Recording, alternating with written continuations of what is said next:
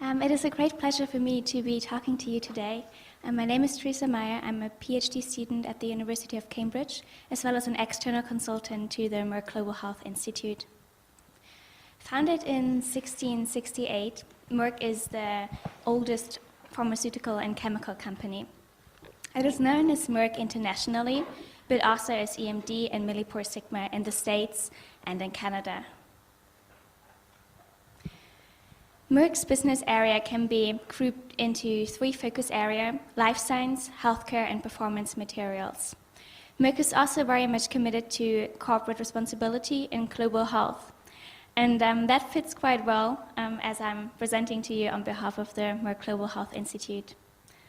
It is a social business that is aiming to deliver innovations to the most vulnerable in the developing world.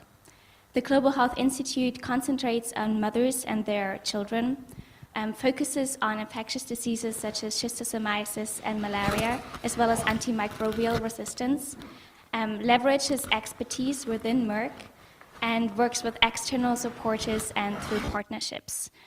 The Global Health Institute does not make any money. It is aiming at an integrated health solution, which includes highly specific and selective diagnostics, the reduction of infection and transmission, the development of novel treatments, in particular for children, as well as the strengthening of the healthcare systems through education. And we've heard before how important education is. I came to the Merck Global Health Institute through the Merck Innovation Cup, Merck's flagship event for graduate students. Every year since 2008, Merck invites 30 participants from all over the world, including PhDs, postdocs, and MBAs, to work on a solution to address a current medical need. During the CAP, the participants come up with an idea.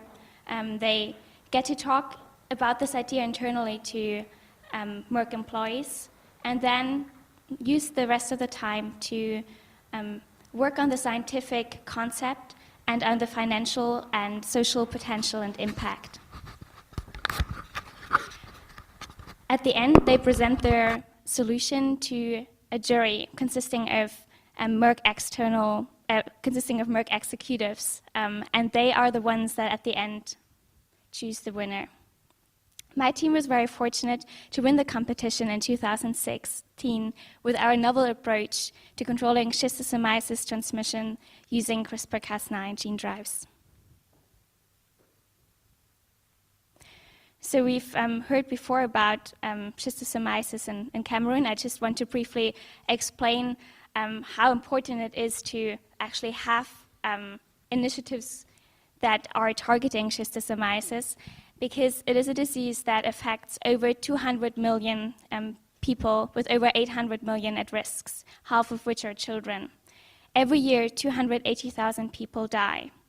The disease is caused by a water-borne parasite that enters the human body through the skin. And since 92% of schistosomiasis cases are found in sub-Saharan Africa, it is often also called a disease of poverty. It causes symptoms such as high fever, muscle, joint, and stomach pain, and diarrhea, as well as long-term problems such as stunted growth and cognitive development in infants.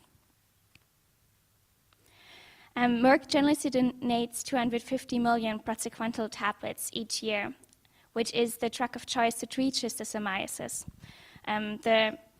Those tablets cover about 100 million school children.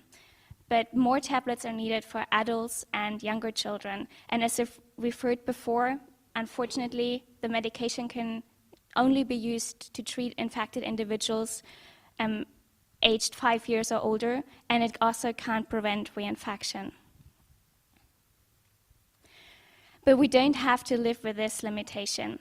Currently, Merck is developing a novel treatment for schistosomiasis for children under 5, while also supporting our novel approach to targeting the snail vector as a means to prevent infection. The snail vector, because it is needed for the maturation of the schistosome of the parasite, is actually a very promising part in the schistosomiasis life cycle to target in order to prevent infection and to have a means to actually eliminate schistosomiasis. It is unfortunately, though, still the missing component in a variety of interventions spanning education, therapeutics, and diagnostics. Past approaches to vector control were limited and, well, still not efficient in the long run. So we've heard about molluscicides. They have potential, but unfortunately they are also often unspecific and they can kill snails and fish. There was an approach to use bronze to control the snail population, but it had large impact on the existing wildlife. And water sanitation initiatives are fantastic, but unfortunately often difficult to scale up. My team and I were wondering whether we can learn from other approaches to vector control, and we actually found out that indeed we could. Much research and even field trials was already done with modified mosquitoes, and there was also a novel genetic tool called CRISPR that has gained increasingly more importance. In the next slides, I will tell you a bit more about both concepts and how they relate to our solution to snail vector control. So approaches to modified mosquitoes include both approaches consisting of genetic modifications and without genetic modification. So I'm happy to have already spoken with a representative from Oxitec who is going to tell you a bit more later on. But they are using a self-limiting gene which prevents the mosquito to surviving to adulthood. And then with repeated release of those self-limiting males, a reduction in the population below a level that is needed for disease transmission can be achieved. The Elimate dengue program uses Wolbachia bacteria to infect the mosquito, and then it can't be infected by other parasites. And with repeated release of the mosquitoes, it will then slowly populate through the subsequent mosquito populations. And CRISPR-Cas9 is an approach to modify the genetic fate of a species. In nature, it is a bacterial defense system, and it consists of two major components. One is an enzyme called Cas9, which acts as a pair of molecular scissors, cutting the DNA double strand at a specific location. The second component is a small piece of RNA, which is called guide RNA, and it binds to a part of the DNA and actually directs Cas9 to the right location. Once the DNA double strand is cut, scientists can use the DNA repair machinery to introduce modifications to one or more genes. CRISPR has been shown before in yeast, flies, and mosquitoes, and we believe that it is possible in snails too. One approach would be to introduce a gene that has been shown before to induce resistance to schistosomes in some snail species. So we have just started the science this year, but the project has actually begun right after winning the Innovation Cup. So my team and I, 5 current or recent PhD students, were hired as Merck external consultants and we're working over 2 continents. We've also started to write and submit funding applications.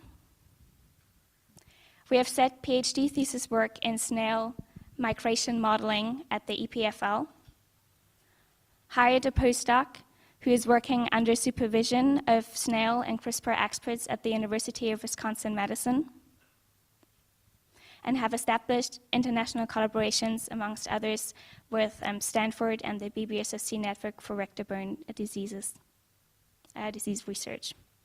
And we have had the opportunity to present and participate in Merck internal ethics meetings, as well as to internationally raise awareness and visibility of our project.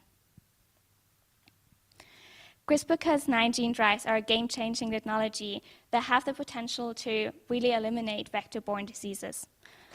And I think it's a very inspiring idea for all vector-borne diseases that are out there, and it has gained increasingly more awareness.